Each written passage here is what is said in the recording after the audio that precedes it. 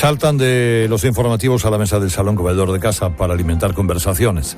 Ya las acerca Santi González. Santi, majetón.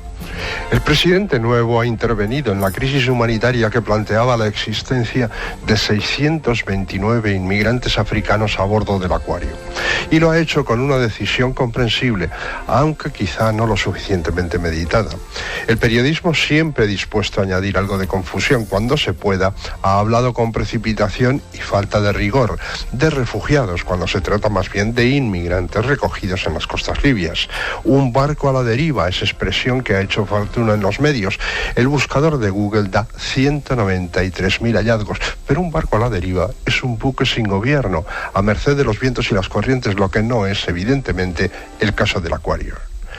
El negocio de las mafias de traficantes está alfombrado por los buenos sentimientos de las ONGs.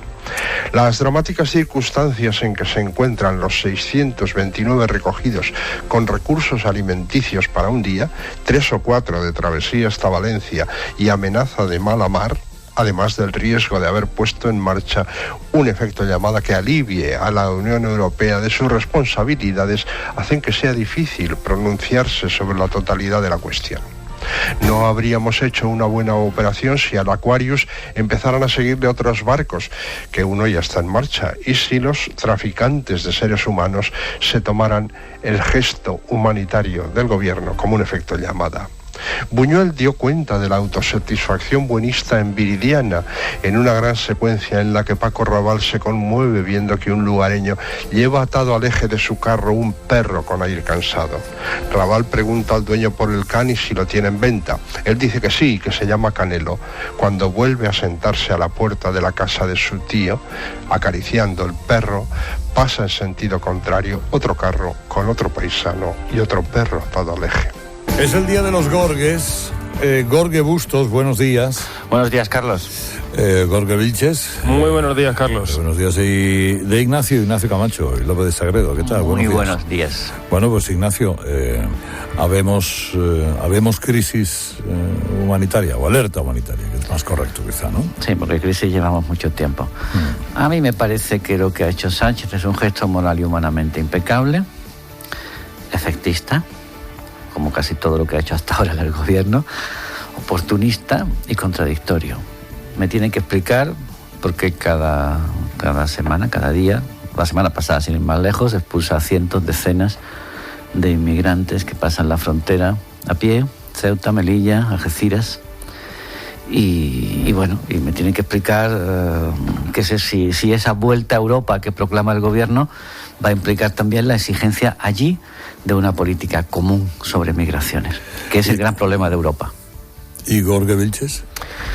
Yo creo que la política de inmigración no puede quedar a la discrecionalidad de un presidente del gobierno, y creo que Josep Borrell se ha equivocado en esta ocasión a decir que es un acto simbólico. Tenemos que recordar que están llegando a España anualmente desde hace años unos 23.000 inmigrantes que están prácticamente hacinados en los CIES, y que no existe una política común en la Unión Europea ni un protocolo de actuación que no solamente anima al oportunismo de los políticos, sino que es un efecto llamada y alimenta el negocio de las mafias. ¿Y para Bustos? Yo distinguiría entre gesto y estrategia. A mí se me hace muy difícil no aplaudir el gesto de Sánchez, evidentemente. Es decir, desde un punto de vista incluso, si queréis, cristiano. Es decir, es una solución de urgencia, humanitaria, pero a veces una decisión moral en un primer término puede tener consecuencias, efectivamente, de carácter estratégico contraproducentes. Por eso, lo que falta que exponga ahora al gobierno, y ahí queremos ver al nuevo gabinete, que no solo dé golpes de efecto, sino también proponga a la Unión Europea y no le solucione las papeletas al gobiermo xenófobo de Italia. Bueno, o el de Francia, que el barco es francés y no ha dicho ni pío. O el de Malta, que es socialista. Francia está quieta. Malta, lo de Malta es absolutamente lógico. Si Malta permitiera entrar a los migrantes, no desaparecía como país, porque tiene 150.000 habitantes. El 10% de la población de Malta son inmigrantes. Ya son inmigrantes. Ahora, tengo un mensaje de Berti. Buenos días, Santi Majetón. Buenos días, querido Herrera. Mañana en el que las temperaturas suben y habrá sol en buena parte del país, lluvias ahí donde tú Y el verano a 9 días vista, ¿eh? Como siempre, vamos, ¿qué quieres que te diga? Sí, por aquí sigue lloviendo, aunque eso sí, el agua cae más templadita.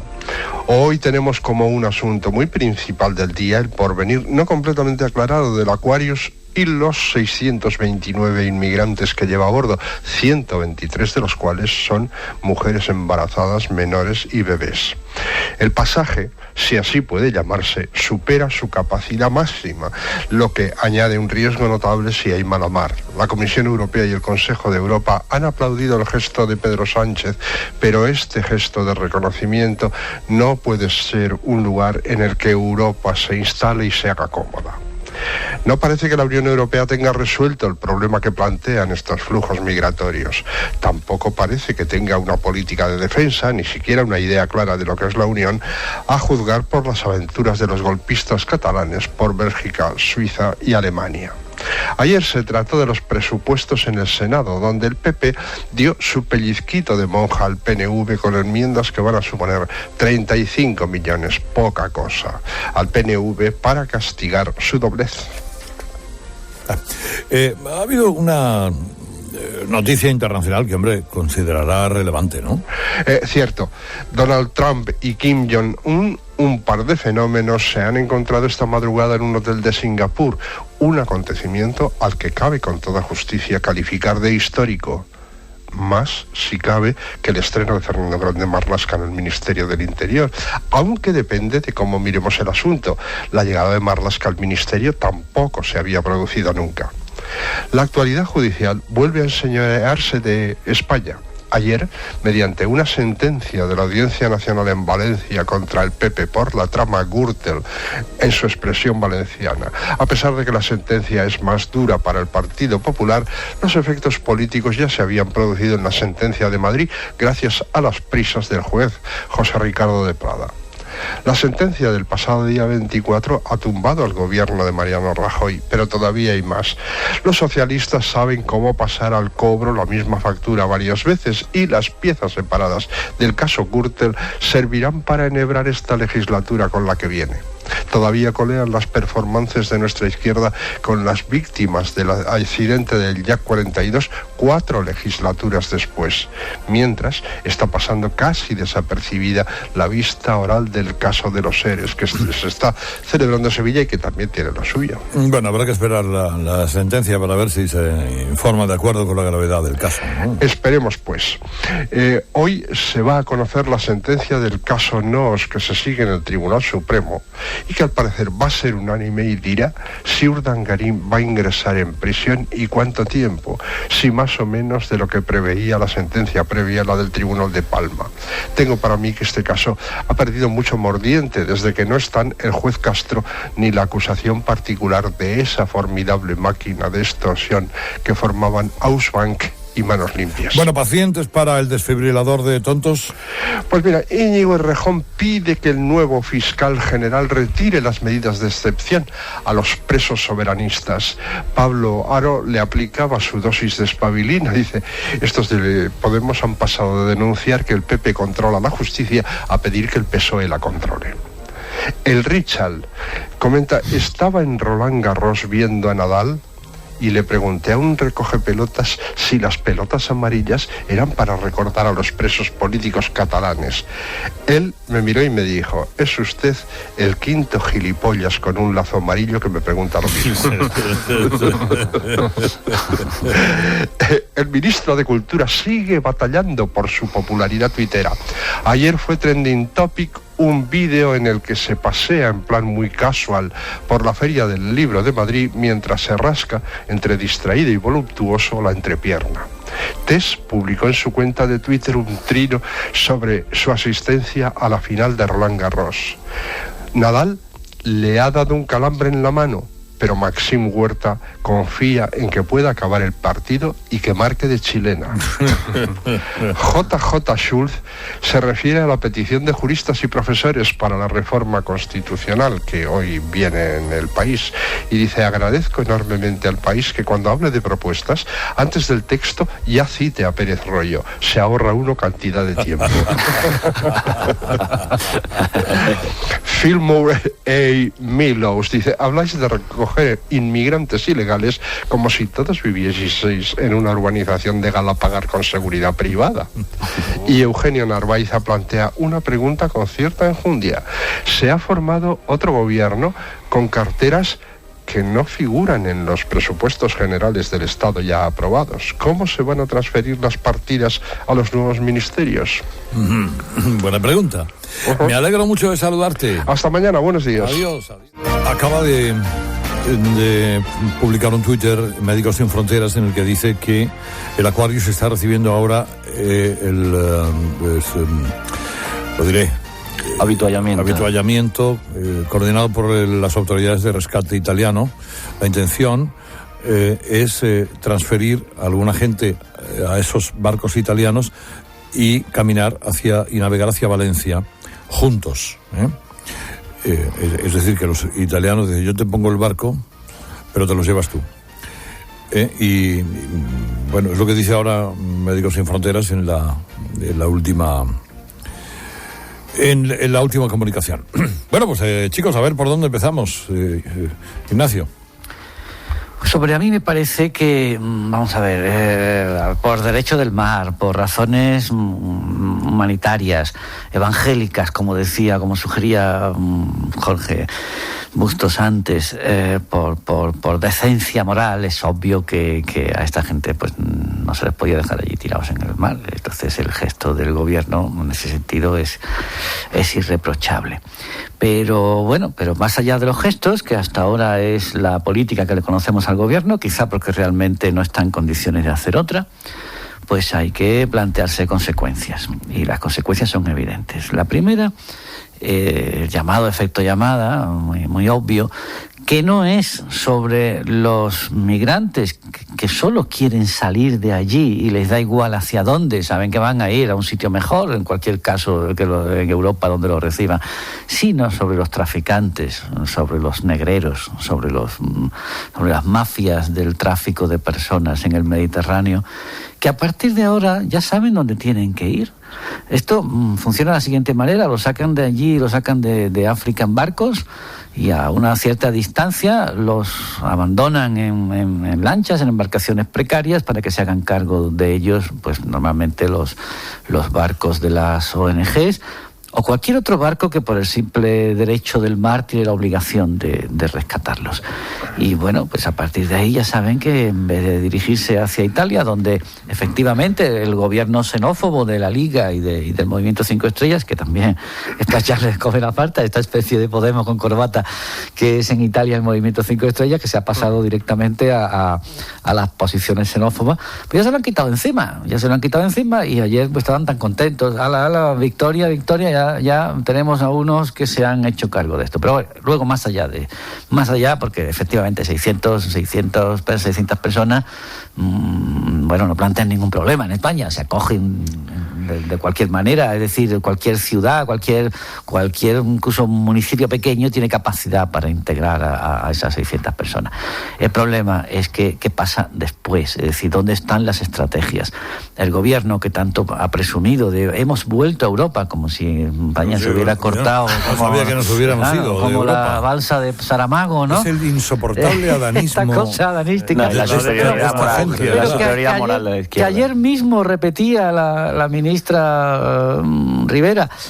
Pues venga, vuelvan ustedes a Europa, vayan ustedes a Europa y hagan que esto se note, es decir, hagan que Europa se plantee de una vez, que no se los quiere plantear, el gran problema que tiene la Unión Europea. Si Europa está en peligro por algún concepto, no es por el euro ni por estas cosas, es por la presión migratoria. Y hay que definir obligaciones de Estados, el papel de las ONGs, los protocolos de devolución, los protocolos de integración, las cuotas, es decir, la diferencia misma entre refugiados y simples migrantes, porque se está usando la condición y es que ese es el gran problema, como un coladero, efectivamente, como una tapadera. Ese es el gran problema, que es la diferencia entre el inmigrante y el refugiado. En España se están recibiendo alrededor de entre 20.000 y 23.000 inmigrantes al año que están en los CIES, que se devuelven a su país unos 5.000 y que está resultando un auténtico problema. Y luego, claro, por otro lado está el Estatuto de los Refugiados, que tiene una consideración distinta. Estos 629 que efectivamente se recogen pues por principios humanitarios, cristianos, porque se sigue el mismo convenio de Ginebra de los años 50, tiene un tratamiento bien distinto, que es el que se les quiere dar. Que estos reciben, se les acoge, reciben una formación, reciben un pequeño sueldo, a los 6 meses pueden salir de los centros de acogida de refugiados e instalarse en un piso. Son situaciones muy distintas que llevan a conflictos diferentes. También tenemos que recordar que la ley de seguridad ciudadana... En teoría, el que no sea refugiado habría que devolverlo.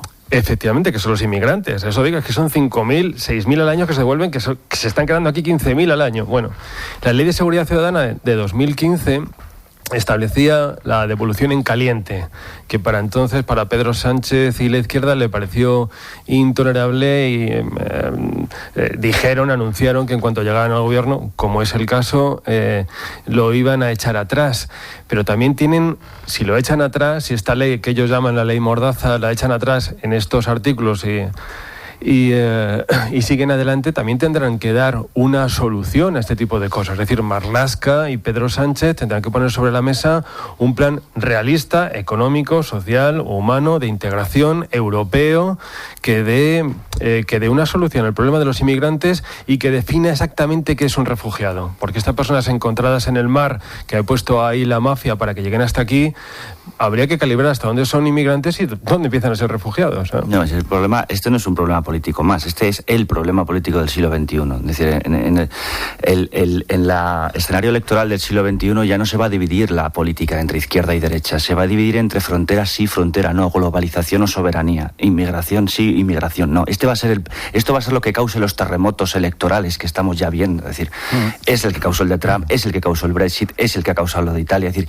este es el gran asunto. No olvidemos, acá recordar, Jorge, que a España vienen 20.000. Bueno, a Italia en el año pasado llegaron más de 120.000. Es decir, 200 Exacto. Acuarios en un año, 200 barcos como el Aquarius. Es decir, si eso viene a Valencia todos los años, los italianos, que ahora nos parecen unos xenófobos irresponsables, pero que no están hechos de otra pasta humana distinta de la española, porque somos seres humanos, y también reaccionamos con miedo, y la xenofobia prende en cualquier espíritu que de repente tenga miedo a que vengan en masa a alterar tu sistema de vida, porque somos así, los seres humanos.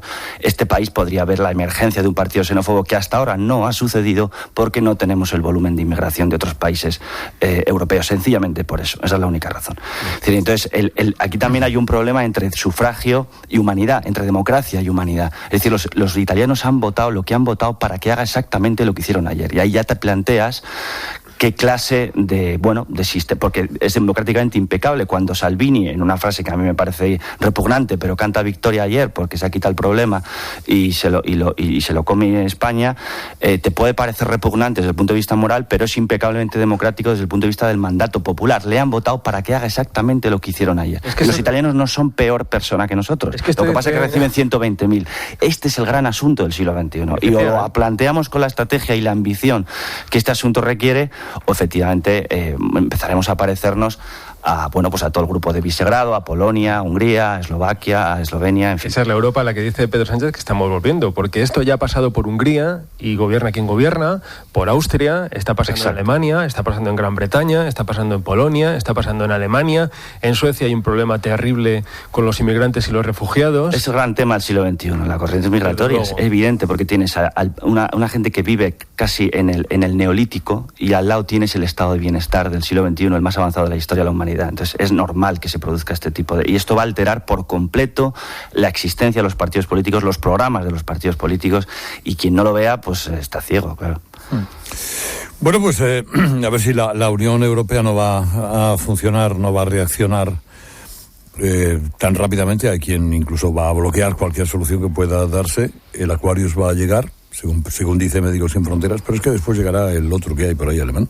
Son 700. Claro. Cuando llegue el cuarto, ¿qué hacemos? ¿Qué decimos? ¿A quién miramos? ¿Cómo lo cómo lo organizamos, ¿no? ¿Y con qué autoridad recibes a uno y al siguiente se lo deniegas su... No, ¿con qué autoridad estás echando todos los días a gente en Ceuta y Melilla? Exacto. Porque todos los días pasan a pie montones de gente, decenas, a veces cientos, en golpes, en oleadas, por Algeciras. Los coges y los devuelves, los estás devolviendo. Es decir, que la gente lo sepa, que lo están devolviendo, cumpliendo la ley, por otra parte. Pero ahí no hay cámaras y sin embargo vas a ver la recepción del Aquarius, Claro. el espectáculo mediático que se va a montar. Es espectacular. Pero porque todo es efectismo. Claro. Como todos han ido a ofrecerse de forma efectiva. El alcalde de Valencia, Sí. Chimo Puig, Guillermo Fernández de Vara. el señor Torra, el catalán. Eso es una subasta moral un poco indecente. Yo me porque llevo el al 10%. final, esto es por recurrir otra vez a la parábola angélica, pero que tu mano izquierda cuando des limosna no sepa lo que hace tu mano derecha. Esto es todo lo contrario, que todo el mundo vea lo solidario que es mi autonomía y tal. Entonces esto es un poco indecente también, porque efectivamente lo que decía Ignacio, la hipocresía de la valla de Melilla con las concertinas es decir, si tú vas de gobierno buenista, entonces tendrías que tirar abajo la valla de Melilla. No lo haces porque evidentemente en 2 meses se te viene abajo toda la intención de voto. Pero sí, esto es muy fácil. Es decir, aquí hay una pregunta que todo gobierno tiene que responder. ¿Cuántos inmigrantes puede admitir España al año? ¿Y en qué condiciones? Eso es. Eso no lo quiere responder ningún gobierno, porque entre otras cosas todos saben que la política migratoria, que es necesariamente antipática, tiene que contar con que sobre los cupos que tú establezcas como legales, te va a venir como mínimo otro tanto más de ilegales que no puedes impedir porque se te cuelan por miles de entidades. Esto ya ha pasado en Estados Unidos desde la década de 1970, y el que empezó a poner medidas drásticas porque veía que estaba cambiando no solamente la geografía urbana, sino la cultura, y estaba introduciendo a través de esa inmigración pues los cárteles de la droga en Estados Unidos, fue Bill Clinton, que fue el que comenzó a construir esa muralla que Barack Obama dejó y fortificó, y que ahora Donald Trump se presentó a las elecciones diciendo que no solamente la iba a terminar, sino que le iba a pedir responsabilidades a México. El gasto que supone para Estados Unidos el mantenimiento, que es igual que lo que tenemos aquí de los CIES, es bastante importante en todos los sentidos, de mantenimiento de esas familias, lo que es la reinserción y lo que es la seguridad en la frontera. Pero se está convirtiendo en la clave política en el sur de los Estados Unidos, en la frontera con México. Bueno, ahora os pregunto, quizá a lo largo del día, tal vez mañana por la mañana, conozcamos la sentencia del Supremo sobre el caso Noos, donde lo principal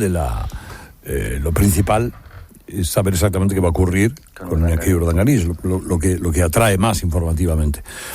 Puede ser confirmada la sentencia, aumentarla o disminuirla. En cualquier caso, prácticamente todos los observadores dan por hecho de que el señor Urdangarín va a entrar en la cárcel. Esto va, bueno, en fin, esto habrá que ver cómo se instrumentaliza, pero ¿lo damos por hecho o esperamos sorpresas? El problema es que si hay sorpresas, es decir, porque la opinión pública ya ha dictado sentencia, si hay sorpresas y no entra Urdangarín en la cárcel, entonces habrá una especie de grito justiciero que recorra España clamando porque los ricos se protegen y los nobles y no hay justicia igual para todos y tal. Y este ha sido el juicio mediático por antonomasia de la reciente historia de España. Este ha sido un juicio radiado en directo, con la participación además del estamento judicial, de jueces estrella, ha habido todo el paseillo, la famosa rampa de Palma. En fin, este juicio ha tenido todo tipo de elementos para alterar la percepción del derecho como tal, con la aplicación pura y dura del derecho.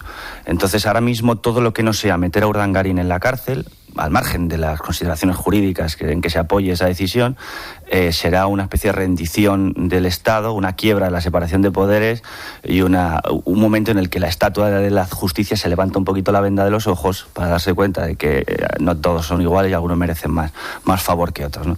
Este es el gran problema de este caso. Es decir, que ya está la sentencia, el juicio paralelo ha sido visto para sentencia, pero vamos, hace ya tiempo. La acusación es tremenda. Es que, leo, delito continuo de prevaricación, falsedad en documento público, malversación, fraude a la administración, tráfico de influencias, delito contra la hacienda pública. Claro, efectivamente, si no le cae pena de prisión a Urdangarín y la gente piensa comparar con lo que ha pasado con el Gürtel y los 51 años de Correa, en fin, no solamente la justicia, sino la clase política y lamentablemente la institución monárquica van a caer en una situación bastante complicada. por hacer lo que hizo Urdangarín, y voy a decirlo, no exactamente lo mismo, pero con la misma falsilla, es decir, presentarse ante instituciones de una manera ambigua, sin decir que venía de parte de nadie, pero para que todo el mundo lo sobreentendiera, y llevarse comisiones a través de tráfico de influencia. Por hacer exactamente eso, Juan Guerra se fue ileso. Sí, es verdad que en aquel momento esos delitos no estaban tipificados, y ahora sí. Lo dramático del caso es que, como dice Bustos, la razón de Estado aconseja, por la estabilidad de la corona, que entre en la cárcel para que no se desate esa sensación de agravio popular, que efectivamente la justicia de costureras está a punto de estallar. Lo que dicen, yo no voy a anticipar nada, porque cualquiera sabe lo que puede juzgar el Supremo, que es el que se ha leído, los que se han leído el sumario, pero lo que dicen los enterados es que puede haber una rebaja de condena sin impedir que Urdangarín entre en prisión. El anterior gobierno, no sé si ha tenido tiempo de ocuparse de la situación o la va a improvisar, el anterior gobierno ya tenía incluso pensada la cárcel en la que iba a ir Urdangarín, y que es Nanclares de Oca. Porque está cerca de su familia, etcétera.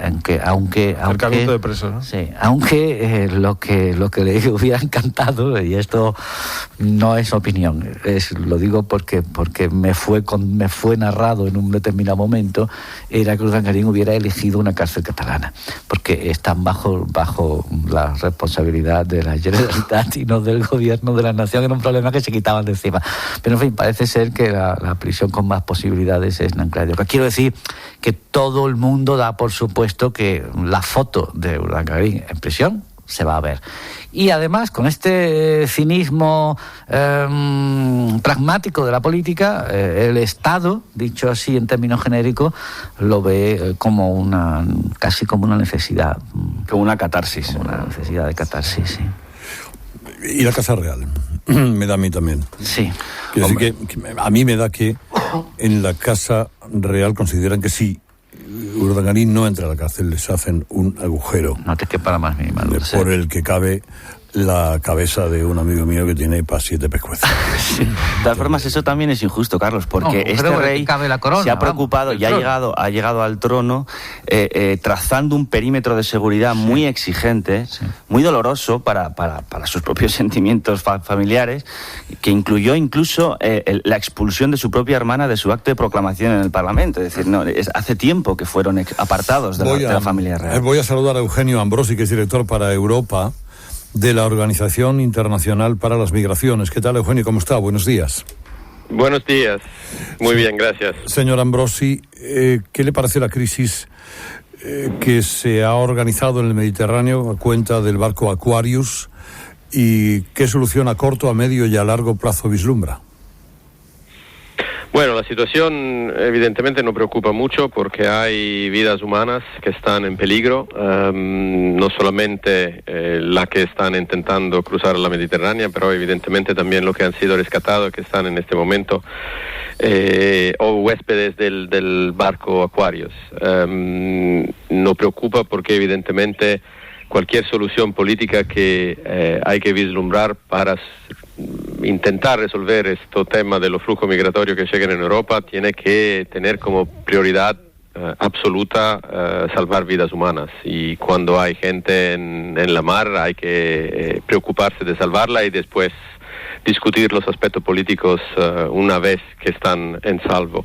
En este momento, evidentemente, la solución en términos inmediatos es la que España ha ofrecido de recibir el barco en Valencia, si no me equivoco, y esto por lo menos va a resolver el tema específico de esta situación.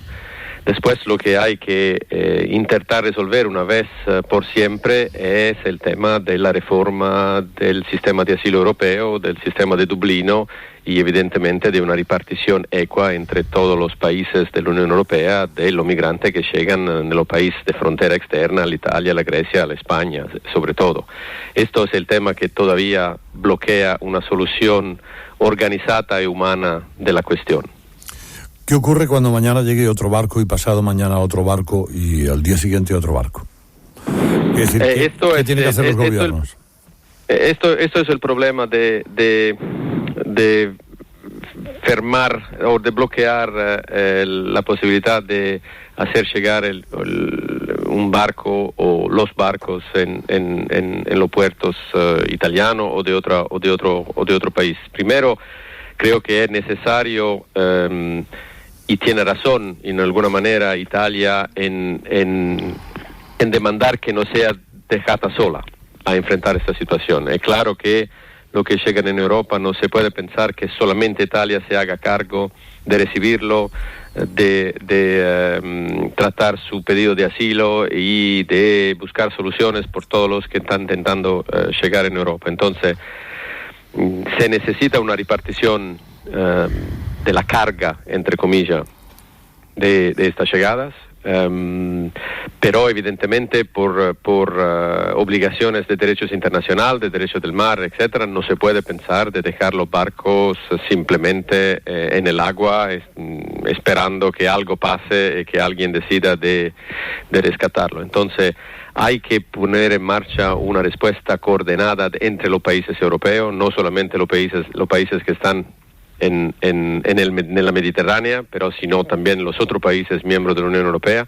Esto tiene que tener una solución compartida entre la Unión y no solamente la responsabilidad de 1, 2 o 3 países que hasta ahora han sido los que han han cargado el peso de esta situación e intentado buscar soluciones. Creo que esta es la vía a perseguir, una solución compartida, y creo que la Europa y los países europeos tienen que ponerse en serio alrededor de una mesa a discutir medidas que sean equilibradas y que compartan la carga de la solución. Eugenio Ambrosi es director para Europa de la Organización Internacional para las Migraciones. Eugenio, un abrazo muy fuerte, gracias por atendernos, buenos días. Gracias a ustedes, buenos días. Ángel Expósito es el Tron, buenos días, Tron. ¿Qué tal, familia? ¿Cómo estáis? ¿Todo bien? ¿Por aquí? Bien, ¿Y por ahí también? Estupendamente. En Cope Tres Cantos hace un día estupendo por ahora, pero bueno, ya lloverá. Oye, no tengo mucho que aportar al asunto de la inmigración. Fíjate si en esta sección del Tron llevamos años tratándola, ¿no? Pero sí aportar, si me permitís, 2 matices nada más. 1, qué importante es que la frontera no sea un estado fallido. La frontera sur de Italia es Libia. De hecho, fue colonia. La frontera sur de España es Marruecos. Con todo lo que digamos de Marruecos, con todo lo que digamos de la valla de Ceuta y Melilla. Hombre, se daría a los italianos un canto a los dientes. Amigo, es que es la clave, como pasó, por cierto, con Senegal o Mauritania, cuando los cayucos a Canarias. Uh-huh. Con todas las críticas, la clave está en que no sean estados fallidos, lo primero. Y lo segundo, la bomba demográfica. El Aquarius son 629. Cada nigeriana tiene más de 7 hijos de promedio. Y cada maliense tiene más de 5. O se arregla aquello para que puedan tirar para adelante económica y desde el punto de vista de la seguridad, o esto es una broma comparado con lo que se avecina en los próximos años. Oye, voy a romper el saque. No quiero hablar más de este asunto porque hay 2 noticias que me parecen interesantísimas. Y tenéis ahí profesores, filólogos, están los Jorges, es muy interesante el día de hoy. Fíjate, se ha descubierto la primera bandera de España que se recuerda. Es una historia preciosa. Lo leo en El Comercio de Gijón.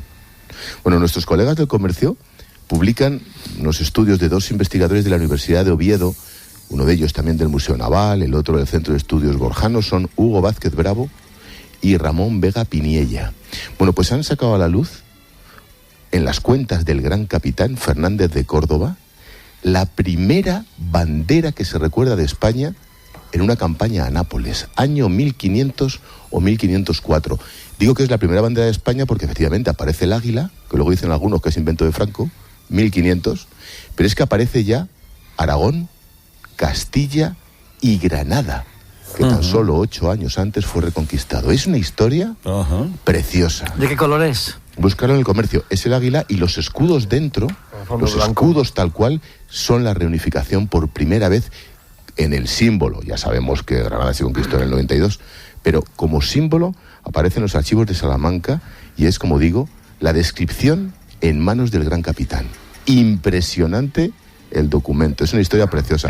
Tron, si me permites, es ¿sí? que España es pionera en la creación de los escudos, que son compuestos por cuarteles, que son la composición de los reinos. Exacto, es que los 4 cuarteles aparecen ya en el escudo, es precioso, con los reyes católicos en el medio.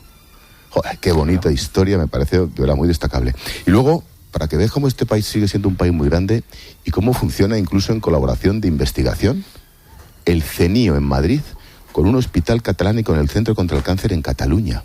Fíjate, ayer tuve en el programa a Manuel Valiente. El CENIO, el Centro Nacional de Investigaciones Oncológicas, ha hallado una nueva estrategia que llaman ellos, fíjate qué importante, para frenar las metástasis cerebrales.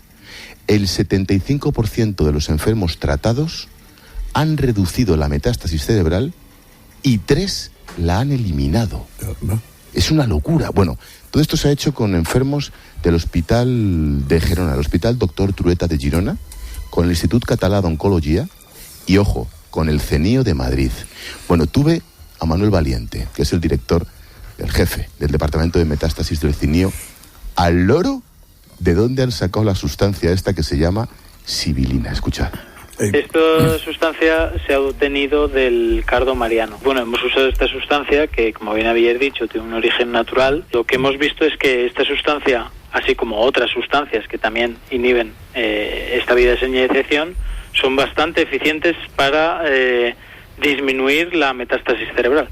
Fíjate, El cardo mariano. Del cardo mariano que ves por ahí. Vamos a saludar a la vicepresidenta del Gobierno. Adiós. Bueno, chicos, adiós. Hasta Chao, ahora. chao. La vicepresidenta del Gobierno, ministra de Presidencia, Relaciones con las Cortes, Igualdad, y no se ha puesto más, daría para más, ¿eh? En cualquier caso es doña Carmen Calvo, a la que saludo bien cordialmente. Carmen, ¿cómo está? Buenos días. Buenos días, me alegro mucho de saludarle, señora Herrera. Usted sabe que yo también. Y me da mucha alegría verla donde le veo. Muchas gracias. Varias cuestiones. Una, el barco Aquarius, gesto de España, hemos hablado, etcétera, etcétera. Pero, ¿qué hacemos cuando lleguen 10 más? Es que hay que distinguir un poco las situaciones. Estábamos delante de una emergencia humanitaria. Esto es una obligación legal de España que no podíamos eludir y que además no queríamos eludir, porque no estamos hablando de recepción de refugiados, no estamos hablando de emigración, estamos hablando de una situación al límite. España tiene que responder como un país responsable, somos una potencia importante del mundo y esto es también una obligación y una perfecta imagen de lo que un país tiene que hacer. Dicho esto, en el barco, cuando todo termine, y esperemos que bien en territorio español, en Valencia, veremos de ellos quiénes son refugiados, quiénes no, quiénes son simplemente migrantes. Todo eso lo hará el Ministerio del Interior, pero en cualquier caso lo que no podía hacer España era incumplir obligaciones internacionales de este calado. Esto es un país que tiene también que trasladar el honor de su nombre en muchas dimensiones, así que no tiene nada que ver con llegada de refugiados, con efecto de ningún tipo que no sea el estricto cumplimiento de nuestra legalidad internacional para ofrecer, como dice la norma, puerto seguro, lugar seguro a una crisis. ¿Y por qué no lo ha hecho Francia, a cuyo país pertenece la ONG que comanda el barco? Estaba en unas coordenadas más o menos trianguladas en relación a los puertos de Italia, que era lo que estaba cerca en relación a Francia, incluso en relación a nosotros, pero nosotros hemos considerado que no podíamos mantenernos al margen de esta situación. Como se puede deducir muy bien de la pregunta que me hace, cada estado lo retratan también sus hechos, ¿no? ¿Qué le parece que el ministro del Interior italiano dijera Victoria, van para España? Yo no voy a juzgar al ministro, como se podrá imaginar. En este momento represento a todos los españoles y la cortesía obliga, pero Italia tiene las mismas obligaciones de España y en este momento quienes las cumplimos somos nosotros. ¿Teme usted que esto suponga un efecto llamada? No, mire, yo creo que Europa tiene que reflexionar y ordenar muy seriamente lo que estamos haciendo en este asunto, trabajando mucho más en los países de origen, allí es donde está el efecto llamada, donde se producen guerras, en muchos casos guerras todas las guerras son detestables, pero algunas de ellas tienen orígenes bastante poco entendibles. Pobreza, literalmente pobreza. Es que Europa tiene que trabajar allí y ayudar no solamente en términos de pura caridad, de pura solidaridad, que son cosas diferentes, sino ayudando al despegue de esos países donde la gente pueda estar en su país. Esto es muy importante. Y luego no perdamos de vista, España ha incumplido casi literalmente la cuota de refugiados que nos correspondía a un país con los millones de habitantes que tenemos, que nuestra cuota era una cuota relativamente pequeña y que se ha incumplido entera. Nosotros somos un país que hace nada en la historia ha emigrado a otros lugares de Europa, que en momentos de crisis tremenda a nuestros exilados a punto de llegar a los campos de concentración también vinieron otros países de los que somos muy hermanos, como México, como Chile, a salvarnos. Yo creo que el mundo no puede perder esa perspectiva. No podemos perder, evidentemente, la realidad, pero tampoco podemos perder la perspectiva de lo que representa la humanidad y que las democracias tienen que estar comprometidas con estos valores. Hay que tener la vista larga, pero también firme, y en ese sentido yo creo que Europa tiene que redimensionar todo esto con bastante más firmeza de lo que lo está haciendo. ¿Quiere decir todo ello, vicepresidenta, que, por ejemplo, el Gobierno va a replantear la valla de Ceuta y de Melilla? No, lo que queremos decir en este momento es que Europa tiene que ser consciente de que esa es una frontera de Europa, no solamente que nos afecta a nosotros, con todas y cada una de las dificultades que todos conocemos, que Alemania ha cumplido bastante bien las cuotas de refugiados en unas condiciones que siempre son complejas, y que Europa tiene que entender la situación que España tiene en esa frontera en unas coordenadas de cooperación, de colaboración, de respeto de los derechos humanos y de las obligaciones internacionales, y que hay que replantearse esto con una mirada no solamente de lo que hace España, el Estado español, sino también de la importancia que Europa tiene que colocar en algunos lugares, entre los cuales también está Italia, pero desde luego nuestra frontera sur con Marruecos en el estrecho. Creo que nosotros tenemos la suerte de tener Marruecos en lugar de Libia. Decía ahora el Tron con razón, porque Marruecos es un país con el que, puedes negociar, hace su trabajo, contiene las fronteras. De repente un día se hace longuis, pero normalmente cumple. Claro, Italia no, sí, Italia viene Libia adelante, que eso es un estado fallido. Es verdad lo que usted dice, pero es que España tradicionalmente hemos tenido algún sobresalto que ya no conviene recordar, pero tradicionalmente España ha hecho un trabajo muy bueno de relaciones preferentes y particularmente trabajadas con Marruecos de siempre, incluida mi tierra, nuestra tierra, Andalucía, en la medida de sus posibilidades en ámbitos más culturales, pero hemos hecho ahí un gran esfuerzo. Quiero decir que ahí la democracia española ha sabido tener rumbo en su política exterior. Hemos tenido un gran embajador que es el señor Planas, entre otras cosas. ¿Qué le voy a decir? Bueno, y se ha hecho un buen trabajo. Hemos tenido algún susto que, repito, ya no recordamos, pero entre otras cosas, señor Herrera, porque en algún momento del pasado, si bien lejano, hemos formado parte de territorio común, ¿no? La cultura sirve para enfrentarse, pero el lado más luminoso de la cultura es el que sirve para encontrarnos, incluso siendo distintos, ¿no? Y eso se ha hecho muy bien entre España y Marruecos. Yo ayer hablaba con la embajadora varias veces para muchas cosas y ahí hay que seguir trabajando muy bien. Ha dicho la ministra de Transición Energética, todavía no me he aprendido el nombre bien de los ministerios. Ecológica. Sí, pero bueno, va a hablar mucho de energía, claro, porque necesitamos ahí hacer cosas. Ha dicho cuando estaba, España ha vuelto, lo ha dicho en la sede europea. Yo no sabía que nos habíamos ido a ninguna parte. Yo les comprendo muy bien a los periodistas porque tienen que hacer su trabajo y además lo hacen al milímetro de las palabras que utilizamos. Bueno, somos un gobierno distinto, está claro, ¿no? Un gobierno legal y legítimo. Pero el otro no era de España. Efectivamente, el otro era tan igual y tan legítimo y tan perfectamente constitucional como el nuestro, pero bueno, pues, tenemos miradas distintas, planteamientos ideológicos distintos. Estamos hablando de un país que tiene unos recursos energéticos limpios extraordinarios que los hemos estado dilapidando. Que Alemania tenga más energía solar que nosotros, siendo el lugar del sol por excelencia, incluso en los destinos turísticos parece una broma de mal gusto, ¿no? Tenemos que volver a mirar hacia el futuro, y eso significa que no podemos seguir extorsionando de esta manera el planeta. Y en ese sentido volvemos a poner foco en energías limpias, transición ecológica. La transición ecológica no es solo un asunto de sostenibilidad ambiental, es también un giro del modelo de cómo producimos y de la economía española. Y esto es importante, ojalá ahí tengamos muchas alianzas, porque el futuro del planeta va por ahí, nos guste o no.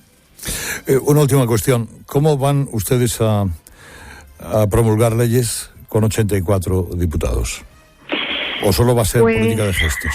No, vamos a ver, nosotros somos un gobierno que está en la realidad. Es que si no, no serviríamos a España como tenemos que hacerlo, ¿no? Pero mire, 40 años de democracia, que yo creo que es lo importante, han salido muy bien. Y que hemos hecho algo que para la historia española era muy importante, entrenarnos y consolidar una democracia que requiere confrontarnos, tener ideas distintas y la confrontación. Pero yo creo que muchos ciudadanos, esto lo digo como una ciudadana normal y corriente, que es lo que soy y sigo siendo, también necesitamos cultura de colaboración. A este país le sobra conflicto en muchas cosas. Hay conflicto obligado, pero hay conflicto extra que nos lo podemos ahorrar por el bien de todos.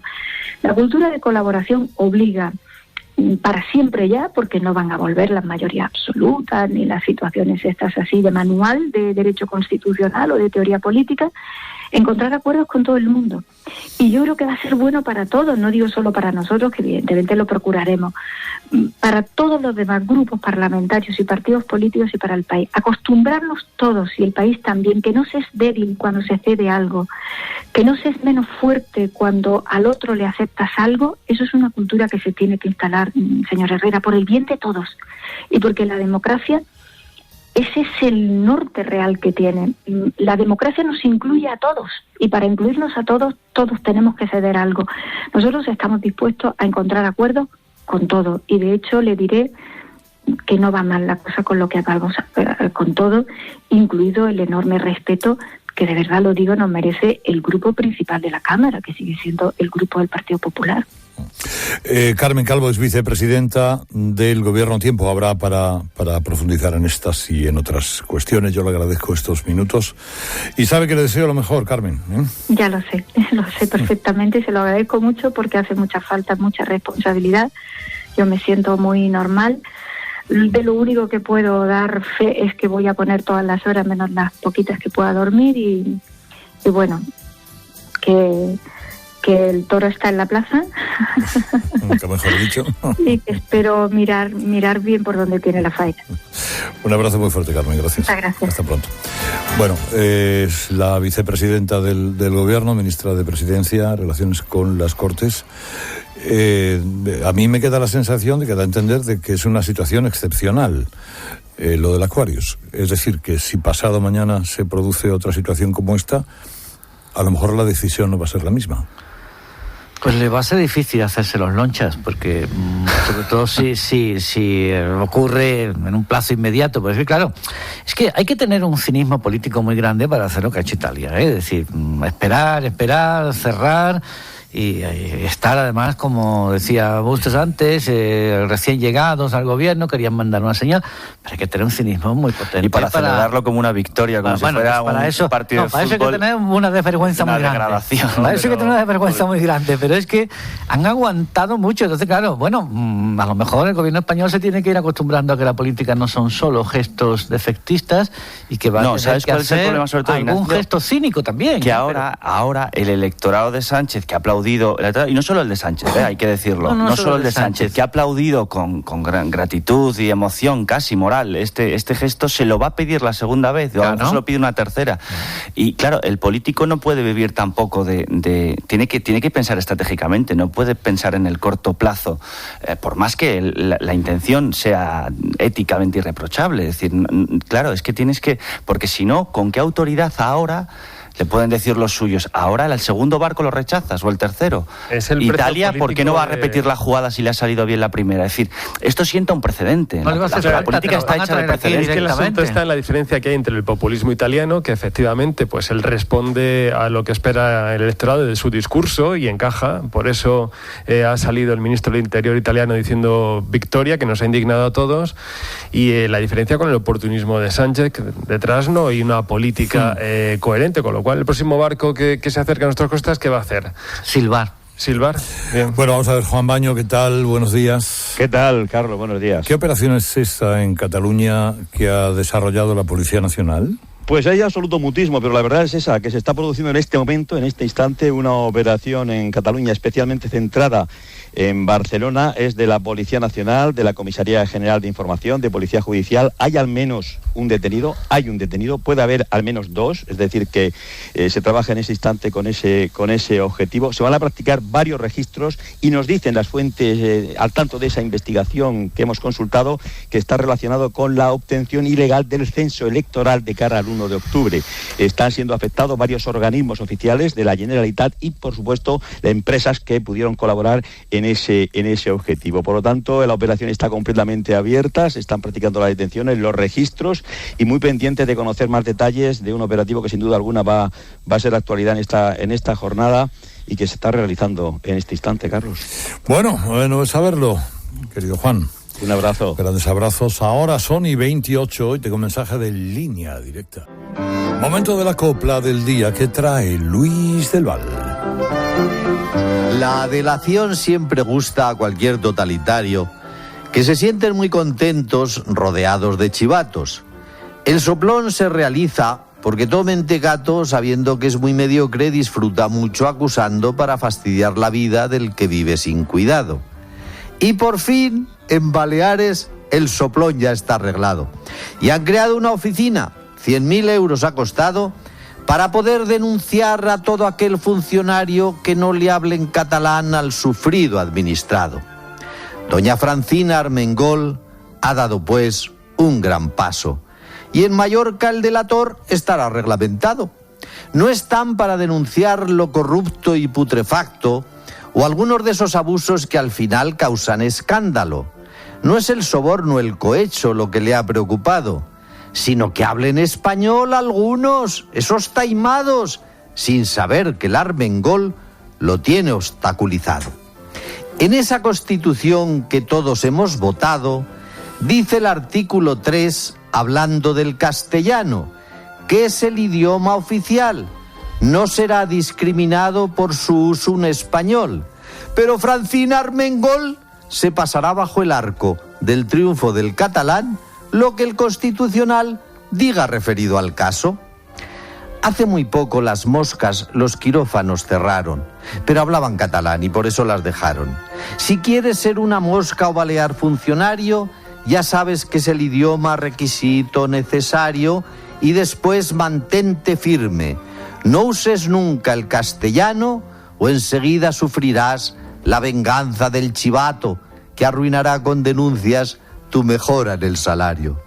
Si tú tienes vocación de delatar como canon, en Mallorca encontrarás un campo bien abonado para que tu vocación se realice en su espacio. Atención los delatores, Mallorca os abre sus brazos.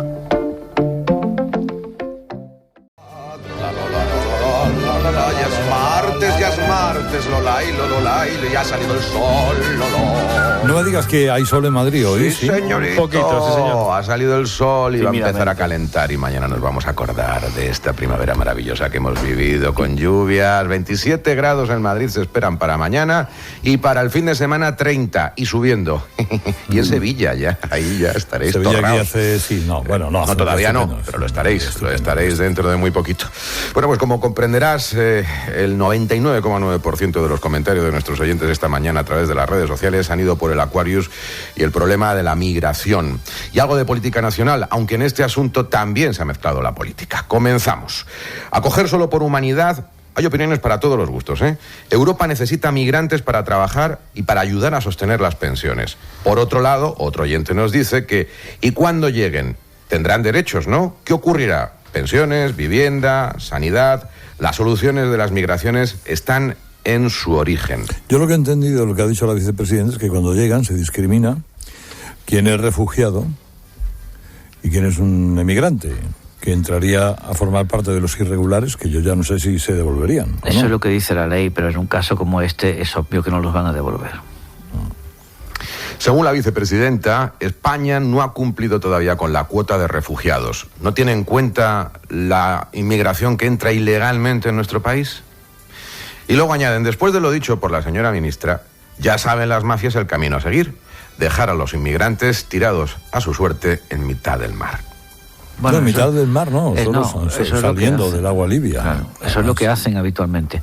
Lo que pasa es que lo hacen porque sabemos que están allí los barcos en dirección a Italia y ahora lo pueden hacer en otra Por cierto, menudo negocio la primavera árabe, ¿eh? Derrocar a Gaddafi, que sería lo que fuera, claro. Sí. Pero desde que lo lincharon ahí, está la cosa convertida en un estado pirata. Y han vuelto a la época romana. Libia ahora ha vuelto a la época romana. Hablando de Italia, nos recuerdan que Italia es mucho más que Salvini y sus ideas xenófobas. Que no se nos olvide que es un país que no abandonó a los inmigrantes, mientras que el resto de Europa, o parte del resto de Europa, se desatendía de ellos. Eso es verdad, ¿eh? Y hay muchos alcaldes además que han desafiado a Salvini proponiéndose también para acogerlo. Es decir, que Italia no es Salvini en la Liga Norte, pero ha ganado las elecciones una coalición de dos partidos antagónicos que se han puesto de acuerdo, mira por dónde, en la xenofobia. No, y además se daba el caso de que había este fin de semana elecciones regionales y la Liga ha subido mucho con esto. Claro, porque este humanitarismo al final lo que ha dado es una respuesta pues importante en Italia contra la inmigración, que está dando como resultado que populistas como la Liga Norte o el Movimiento 5 Estrellas pues hayan llegado al poder. Le está pasando a Italia lo mismo que a Alemania. Cuando Merkel abrió las fronteras, Alternativa por Alemania subió como la espuma. Es que el ser humano es así. El gesto de Sánchez tiene una conexión, una inspiración directa en el gesto de Merkel en otoño de 2016. Sí, lo que pasa es que Merkel acogió a 1 millón de sirios. 1 millón. Bueno, se le coló 1 millón, ella no esperaban tantos. Bueno, y eso le ha costado a Merkel bastantes escaños. Bastantes escaños y disgustos. Y mucha popularidad en el y estoy seguro que ahora mismo no haría lo mismo. Si tuviera... Bueno, precisamente de este asunto nos han hablado en Yo Pienso de Qué, el Aquarius, que ha zarpado con dirección a Valencia, con apoyo de barcos italianos. Javi. Yo pienso de que es cierto que esto en parte le ha venido muy bien a Pedro Sánchez para colgarse una medallita, pero bueno, me niego a quitarle valor a la decisión que han tomado en conjunto con el gobierno de Valencia para ayudar, auxiliar a estas 600 personas. Y como valenciano que soy, pues puedo decir que prefiero que mis impuestos vayan para acciones como esta y no para pagar Fórmulas 1, viajes, trajes, escoltas, etcétera, etcétera, etcétera.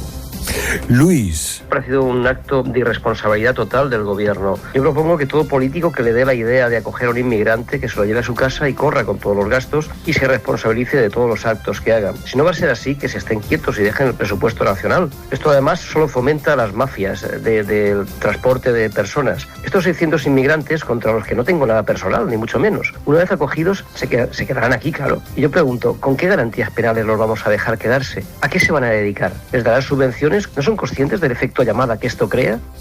Ernesto. Eso de que este gobierno está haciendo solamente gestos. Ahora esto de lo del barco es un gesto necesario, por supuesto, que lo tenía que haber hecho toda Europa, pero hay que medir las consecuencias. Lo mismo que ha pasado con el nombramiento de los ministros, por ejemplo, Borrell, todo el mundo, buen ministro, para Cataluña tal, es muy duro y tal. Y ahora dice Borrell que Cataluña tiene que encajar en España como nación. Solo efectos colaterales. Bueno, más. Otros asuntos. ¿Cómo es posible que el PSOE esté haciendo suyos unos presupuestos que no son capaces de defender?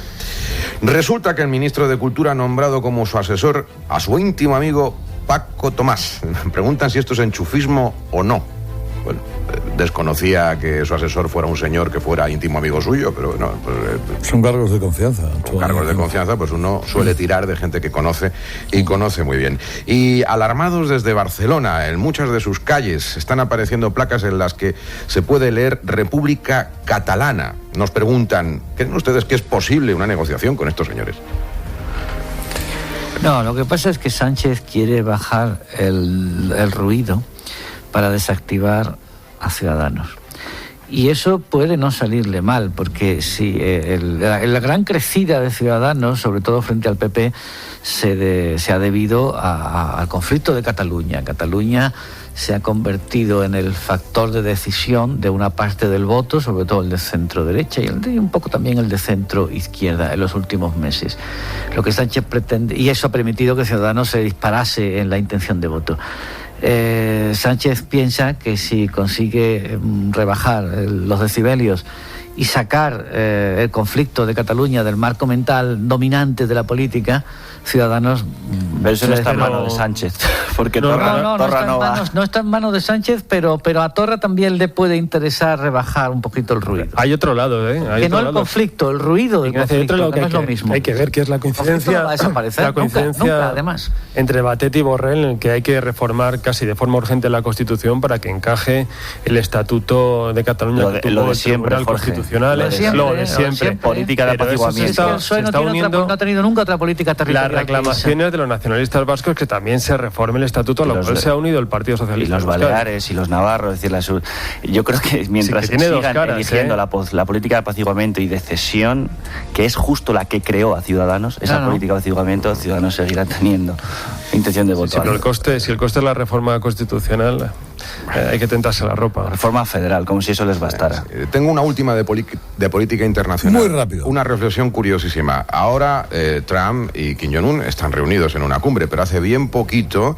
en la reunión del G7, Macron le dio un apretón de manos a Trump y se le quedó la mano morada. Bueno, pues un señor desde Sevilla, y refiriéndose a los impuestos de los aranceles de un 22% a la aceituna sevillana, dice que tome muy buena nota este señor, que la dieta mediterránea es saludable y que quite el arancel del 22% y que entre a saco el aceite de oliva virgen está en Estados Unidos. Que a este señor le va muy bien. El problema es la obesidad. El arancel de la aceituna de mesa se lo ha impuesto la agricultura. Bueno, hay una noticia que aquí no ha llegado, que es por primera vez en Estados Unidos la oferta de empleo superior a la demanda, que ya quisiéramos nosotros acercarnos a casi la mitad de eso. El dato esta mañana. Ahora, una cosa sobre lo de Trump y Kim Jong-un. Aquí la figura de Kim Jong-un la tenemos muy caricaturizada, porque es un personaje que se presta mucho al meme en Twitter y al chiste, pero está demostrando ser un estratega de primer orden. Hombre, y vamos a ver al final... Es la diplomacia de la testosterona. Subieron el nivel de confrontación casi al punto de la fisión nuclear y ahora se han hecho amigos. El día que le falle, macho, salimos todos volando. El día que falle. Son las viejas maneras de la Guerra Fría, que es ese crecimiento armamentístico para llegar a ser una potencia mundial. A su manera le ha salido bien. A Kim Jong-un ha seguido la política de Kim Jong-il. Hay que tomarlo en consideración y no tomarlo a cachondeo. No, es decir, yo me armo hasta los dientes. Y ahora para desarmarme, ¿qué me dais? Claro. Pues ¿qué? Primero me pagáis el desarme. Me pagáis lo que me ha costado armarme. Eso es. Y además luego que me dais. Y me quitáis las sanciones y... Bueno, todo esto mientras mata de hambre a su pueblo, hay que decirlo también. Bueno, vamos a ver que son y 46 y me esperan estos consejos. Herrera en COPE. Estar informado. En la barandilla de la Concha, la vieja barandilla de la Concha, se va a sortear, la van a cortar en 225 unidades de 80 centímetros de ancho, 50 kilos de peso, que eso ya es peso, y el que quiera una, pues se apunta, y si te toca en sorteo tienes que pagar 145 euros por el coste de trocearlo y por llevártelo a casa o ponerlo a tu disposición. Pues hay gente que le gustará tener, en Donostiarras, una parte de la barandilla de la costa.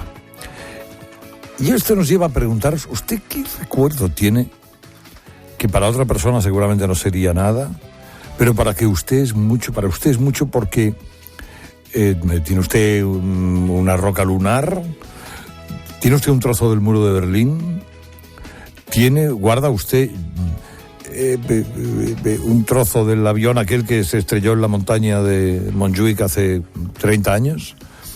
Yo tengo un cristal del colegio al que iba. Eran unos cristales que llevaban el nombre del colegio y tal, con un agujero. Y le he puesto un marco, y es una cosa que seguramente a nadie de los de aquí daría un duro por ese cristal, pero pues para uno es, ¿verdad? Una calavera humana, por ejemplo. Yo tengo una calavera, tenía una calavera mucho tiempo. Yo tengo una vértebra humana de un reportaje que hice. La mía es una calavera, se llama Osvaldo. ¿Y de quién era? Pues de un señor. No. ¿Y ensayabas monólogos hamletianos con ella? No, hombre, no, la tenía abierta. ¿Pero de un señor conocido por ti? No. Porque unas prácticas académicas. Vamos a ver, entonces los estudiantes de medicina muchas veces íbamos a osarios, a cementerios pequeños.